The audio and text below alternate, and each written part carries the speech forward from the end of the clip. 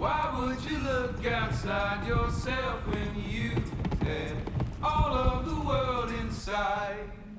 1, 2, 3, 4. As long as I've known Katie, she's always pushed herself to achieve her goals, even the crazy ones. Running across Australia has been on her list for as long as I've known her, and I knew one day she'd do it. I just didn't know when, how, or that I would be biking alongside her for all 2,000 miles.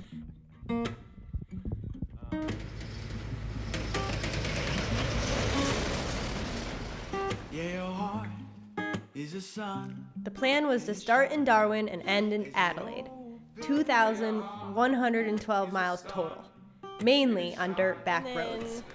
40 bars, so we need 64 For 4 bars. months, I would run 30 miles a day, and Henley would support me by pedaling an average load of about 300 pounds of food, water, and gear. Everything we'd need to survive in the Outback for the next 4 months. Cold. It's a cold morning. My sweet love. It's Chilly Willy.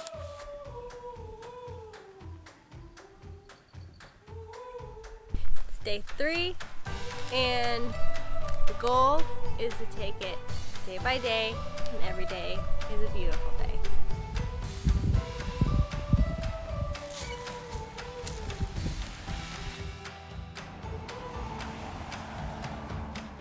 Are you ready, dear? Oh, we must be sure.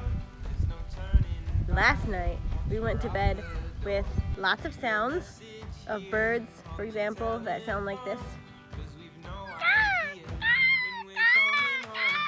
So our goal today is what? Make it to Emerald Springs, mile 140 about, without the trailer breaking again or falling apart in some other way. Because the trailer broke yesterday Yeah. for the second or third time. It's a bumpy ride.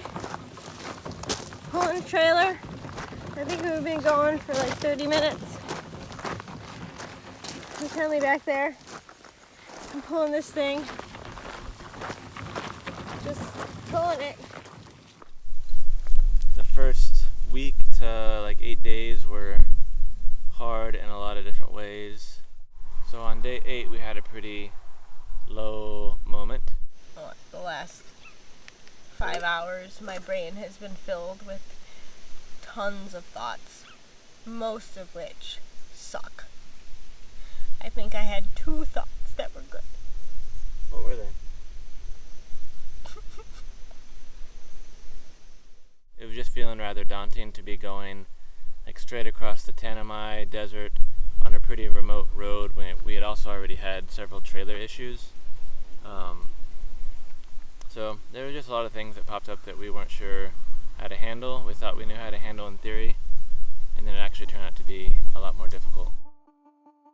This trip started as a way for me to do something for myself. I wanted to give myself permission to pursue something hard, intense, and exciting just because I wanted to. Deep in my bones, I needed to. This wasn't about raising money or awareness. This was an adventure for the sake of adventure. The trip started off rough. Both of us had a wake-up call as to just how tough this trip would be. But a few weeks in, we started to find our groove. Each day, we'd wake up at 5 and run 21 miles before lunch. Can't wait for what? I like my butt with toilet paper. After that, we'd wait out 3 hours of the afternoon heat. We'd take naps and just lay in the dirt and deal with the flies as best we could. Things were going really well, but we should have known that wasn't going to last.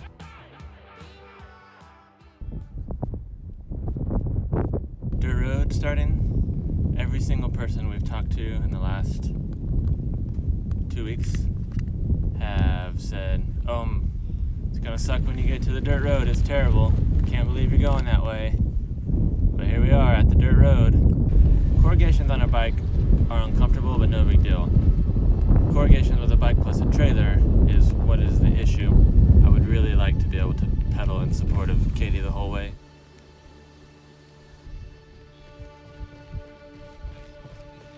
interrogations are brutal. They're brutal for Henley. So, but he's tough and he's getting through it. This is his moment of extreme challenge today. I don't know, it's just hard to see your partner go through hard times.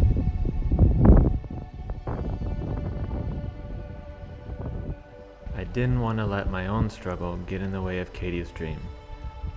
But during this section, I could only focus on moving the bike forward. I felt like I was failing as Katie's support.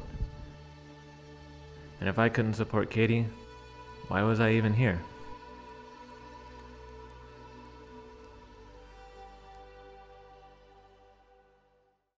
Hi! I have to do a selfie because I'm the only one freaking out here. There's no one around.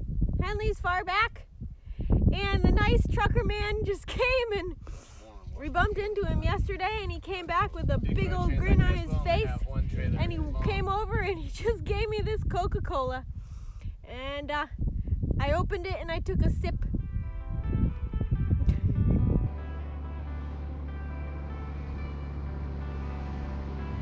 So that sucked, but the pavement was fast approaching and my Sufferfest was coming to a close. Something changed on those god-awful roads. It became more important that we were doing this together, supporting each other as we both took on this adventure. I'm absolutely amazed by Henley. He has had an enormously big challenge the last 17 days, but he found a way to get through it mentally. And also, I'm just absolutely amazed that he's able to do this kind of thing physically. I'm amazed with us because together we, in some way or another, supported each other through times where either of us felt low, and we are here now. So together, rock on!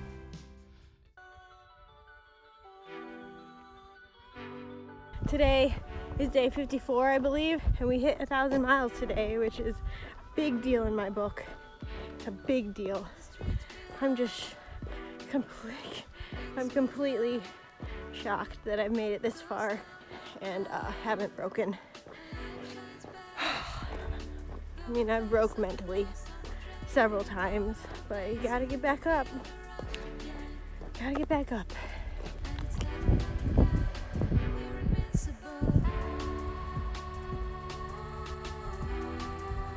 At our halfway point in Alice Springs, we took full advantage of showers, fresh food and coffee, and made great friends with our host. We loaded up on ubiquitous tuna and bean packets and headed out for the last 1,200 miles across Australia.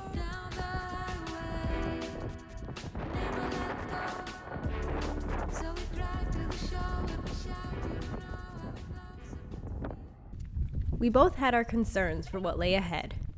I was starting to distrust that my body could handle another 1,200 miles without falling to pieces. The length of the trip was beginning to take its toll, and the remoteness of the second half intimidated us both.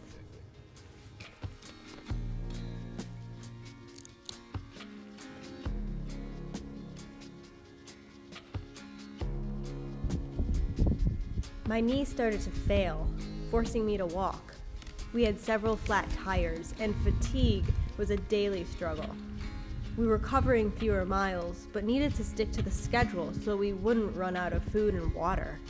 The stress of this adventure was overtaking the excitement and getting to both of us.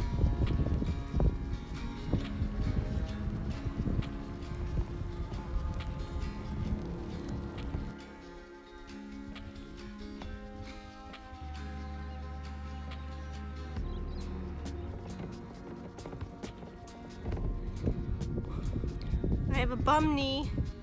This is our first day on Fink Road, and I decided to walk the whole day, and we've had to come up with different strategies to make the miles, and kind of in a predicament because my pace is really slow and we only have enough food and water to get us to Fink. But anywho, we're just not covering the miles like we thought we would walking. Not that I thought that this would be fun. This sucks. It's only 6:20 in the morning and we're already covered in flies. Covered.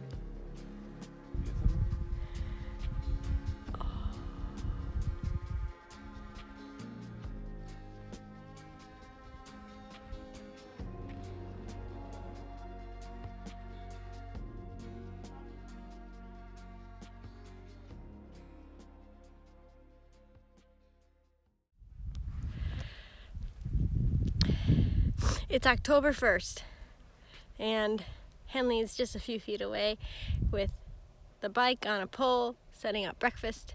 And I just want to recap that yesterday I had my 4th of 4 cry sessions. I cannot run. I don't want to run. I know it'll make it worse. It hurts. And who's to say that you can only be successful if you make it to the southern coast of Australia? Yes, that was my goal. And perhaps I have a different perspective on this than you, which is why it feels like it's hard to talk to you about this.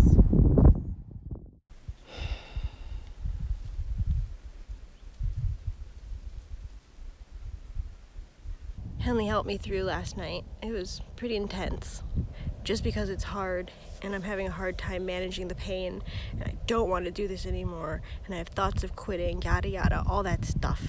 If I can be resilient out of that, then that's strength.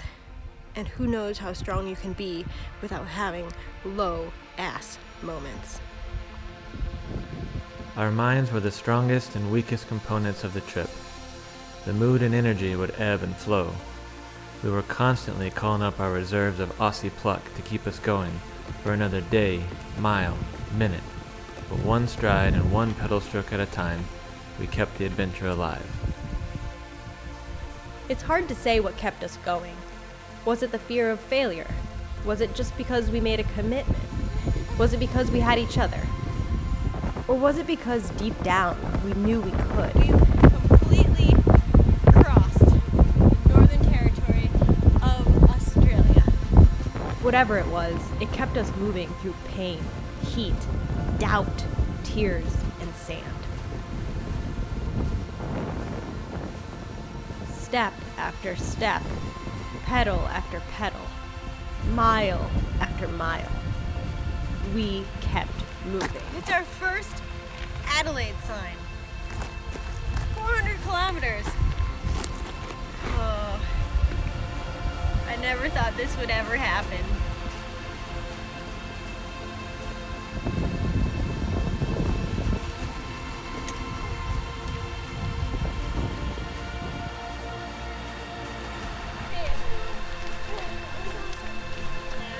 We're going crazy. Let's go.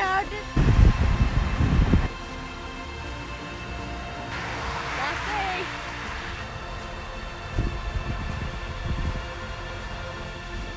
After 119 days, 2,112 miles, we made it to Adelaide.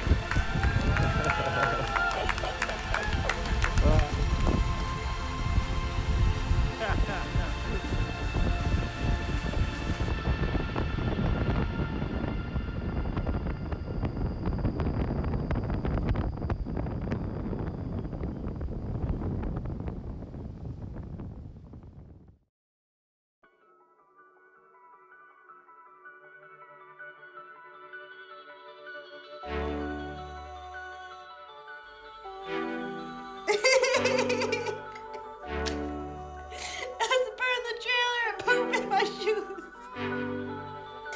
Okay. Love you. Every night, Henley comes into the tent and he lets out between 3 to 6 rancid big ones. And I just say, oh. Katie, on the other hand, her farts don't stink, but they rumble the landscape, which is why we haven't seen any wild animals. Rubbing each other out like it's everyday We activity. need each other. You don't do this to me. This is like massaging a potato. You're useless.